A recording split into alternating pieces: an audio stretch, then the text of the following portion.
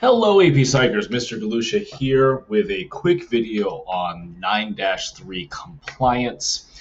So here, unlike conformity where it's implied and you just feel the pressure, compliance is changing one's behavior. So it's back to a behavior change like conformity. But here, the request is direct. Turn off your cameras. Turn on your cameras. You must raise your hand. It is a request or a direction of another person, like myself. It's not conformity.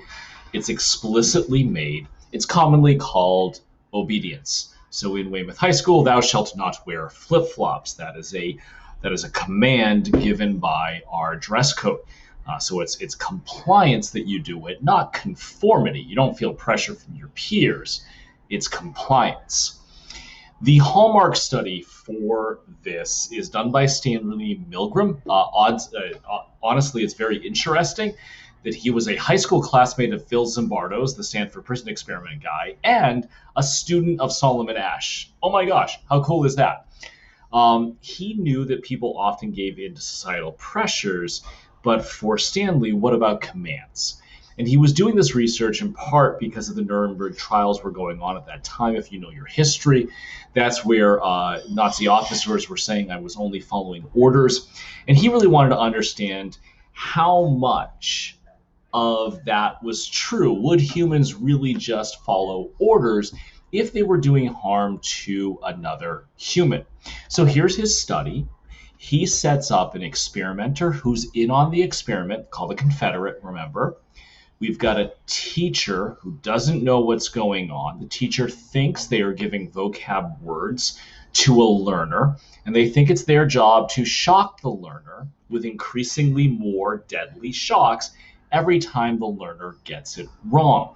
The participant, the teacher here, thinks the learner is also part of the experiment. What they don't know is the learner is in on this, and the shocks are not real.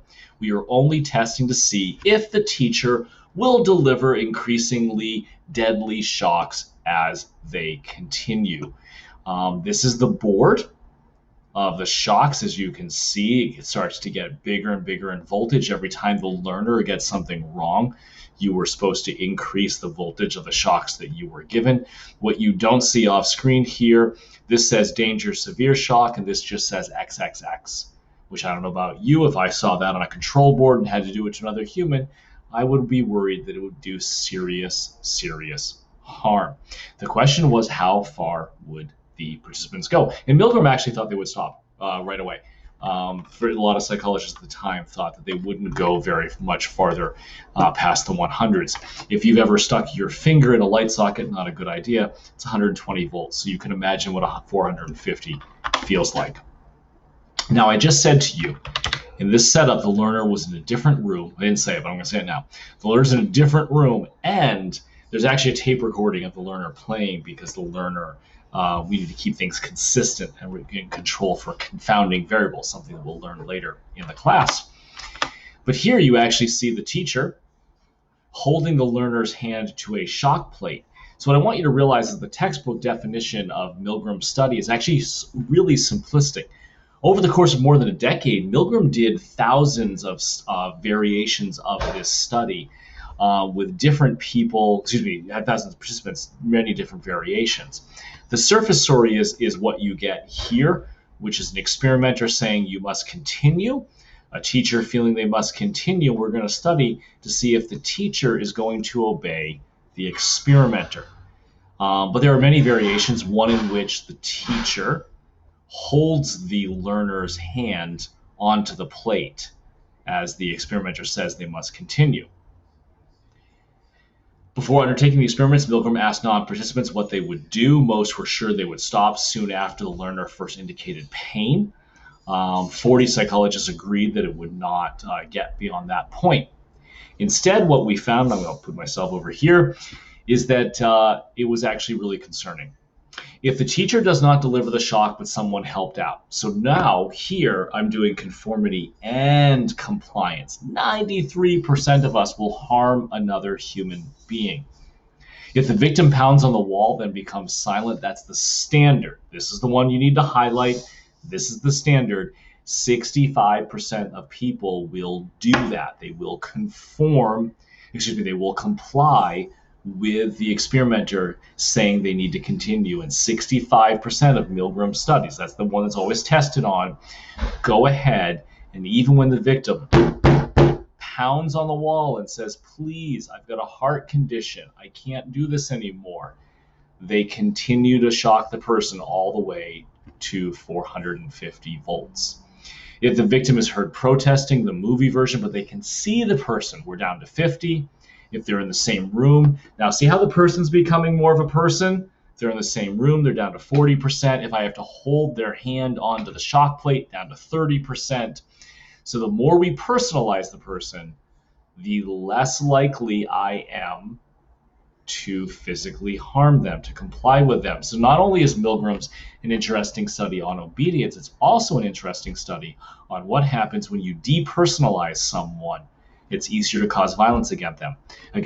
Think about all the sexual objectification in our society, especially of females, and then the corresponding sexual assault rate and domestic violence rate that we have. Maybe we should dehumanize people and objectify them less. Victim says at outset that he will do the study only if he is let out when he wants to be, 40%, so there's question about the authority figure.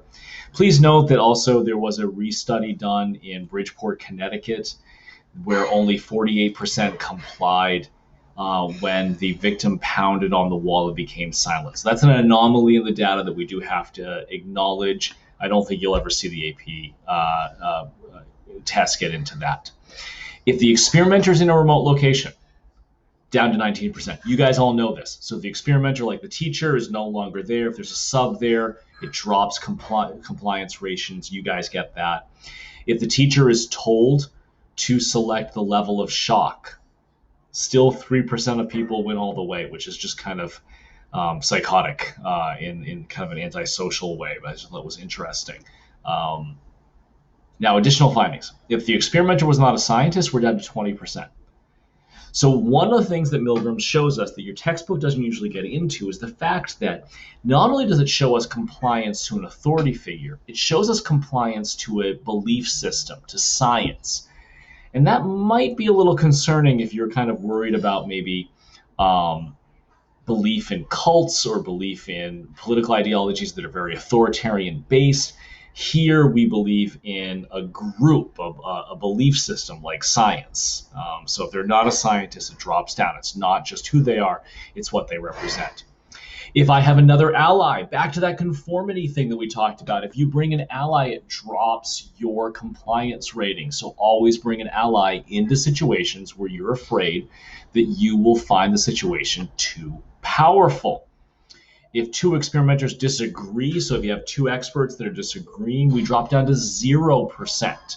So that really kind of shows the emphasis on one single authority figure giving the message. Now, the most important thing that I find from Milgram's experiment that you will not find in any other textbook account that I have seen is a discussion of the people who don't comply. So 65% of participants in Milgram's initial study, the one where they are in a separate room of the person and the person is a tape recorder and they think they're shocking them. What about the people that don't go all the way? What about the 35%? They don't share IQ background, they don't share personality traits. There was nothing binding them except one thing from what I have read. And that one thing is that they all heard the fourth prompt in Milgram's thing. You see, the first time they are supposed to deny doing anything, the experimenter is supposed to say, continue, please. Don't forget, we have to keep everything the same between participants. The second time, the experimenter has to say, the experiment requires that you continue. The third time, they have to say, it is absolutely essential that you continue. Now, here's the interesting thing. 100% of the participants that hear this next prod stop. They all stop. Different IQ levels, different personality traits. What is it about this one prod that gets them to stop? Here it is. And you can't even see it. That's okay. I'll make sure you see it. Here we go. You have no other choice, teacher. How cool is this? Think about this. When they are told, you have no other choice, teacher, they stop. It's almost like it resets them. Like it brings back that free will that they actually do have a choice. So I think Milgram's experiment, this is off textbook, okay, guys? Not only teaches us about compliance, but it also teaches us about free will and the importance of free will to humans. That's a little extra thing. So when was obedience at its highest? The person giving the orders was close at hand and perceived to be a legitimate authority figure. These are all things you can put in your notes that could be multiple choice question. When was it at its highest? The authority figure was supported by a prestigious institution. So the more sciencey it was, the better. The victim was depersonalized, just banging on a wall, not a movie, not in the room, and certainly not me holding their hand on the shock plate. The more we depersonalize, the easier it is to cause violence against them. Always, always a terrible way to go. And then finally, there were no role models in the room for defiance. There were no allies. So those 4 points are super important to get. Have we seen other replications of compliance? Absolutely. 1966, an unknown doctor calls nurses, tells them to deliver a fake medicine. 21 out of the 22 of the nurses administered it. Don't worry, they were stopped before they did. When nursing students were asked, would you do this? They said, no, absolutely I would not. We're told not to. Yet we see that in the situation when an unknown doctor is forcing this, compliance, even for an unknown drug, back in 1966, there was really high compliance rates. Another replication of Milgram Studies, and I'm so sorry to bring this one to your attention, 1972 by Sheridan and King. They replicated Milgram's experiment, except the participants were male and female college students, and the victim was a cute, fluffy puppy. And I'm so sorry, the shocks were real. And guess what? 50% of males complied and 100% of females complied. Very sad. Very sad. Puppy killers. They didn't kill puppies. They just shocked them. It's still really bad. Would Milgram find less obedience if he conducted his experiments today? We've seen a 25-year period, even though it's super unethical. We'll get into that in another unit.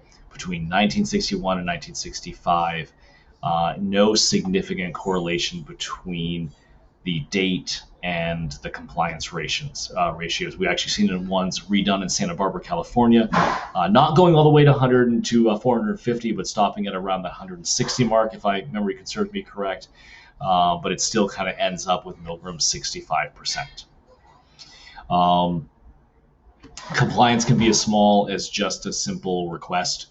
Excuse me, I have 5 pages. May I use the Xerox machine? No reason. Only 60% of people let them cut in to make a photocopy.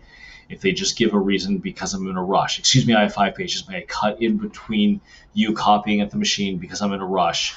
It's not a real reason. It's 94%. Because I have to make some copies. Not even, this is definitely not a real reason. But even worse, 93% compliance ratio to that. So sometimes even our requests, the rationale behind them are not good. So there's a quick introduction to Milgram study. I hope you find that helpful and find it a little concerning about how much we comply. Take care, AP Psychers.